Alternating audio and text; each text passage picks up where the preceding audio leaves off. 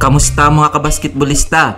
Nakuha ng Qatar ang 7th place matapos talunin ang bansang Jordan 97-75. Pinangunahan ni Mohamed Andaw ang Qatar sa kanyang 33 points, 11 rebounds, 3 assists, 2 steals, 2 blocks.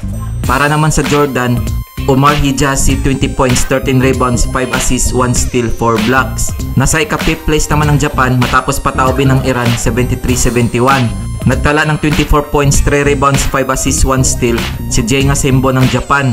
Habang 24 points, 5 rebounds, 1 steal ang naambag ni Ayman Balizadi para sa Iran. Kung umabot ka dito sa video na to, mag-like na at subscribe. Kinobra naman ng China ang 3rd place matapos talunin ng Batang Gilas Pilipinas 87-59.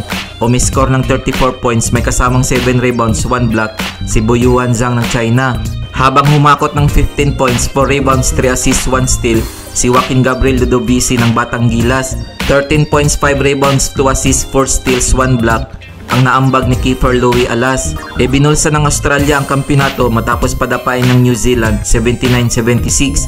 Nagtala ng 17 points, 6 rebounds, 5 assists, 1 steal, 2 blocks si Dash Daniels ng Australia. Para naman sa natalong New Zealand, nasayang ang 31 points, 12 rebounds, 2 assists ni Hayden Jones.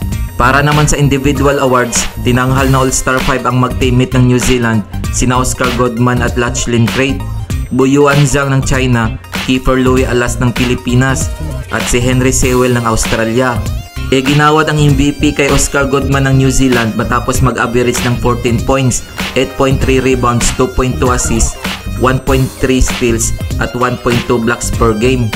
Heto ang final team standings ng FIBA Under-16 Asian Championship Qatar 2023. Ika-16 place ang Sri Lanka, 15 place naman ang Bahrain, 14 place ang Saudi Arabia, 13 place naman ang Kazakhstan, 12 place ang Malaysia, 11 place ang Lebanon, 10 place naman ang South Korea, 9 place ang India, 8 place ang Jordan, 7 place ang Iran, 5th place ang Japan. Heto naman ang mga bansa na pasok sa 2024 FIBA Under-17 World Cup. 4th place ang Pilipinas, 3rd place ang China, 2nd place naman ang New Zealand, at ang 1st place ang nagkampiyon na Australia.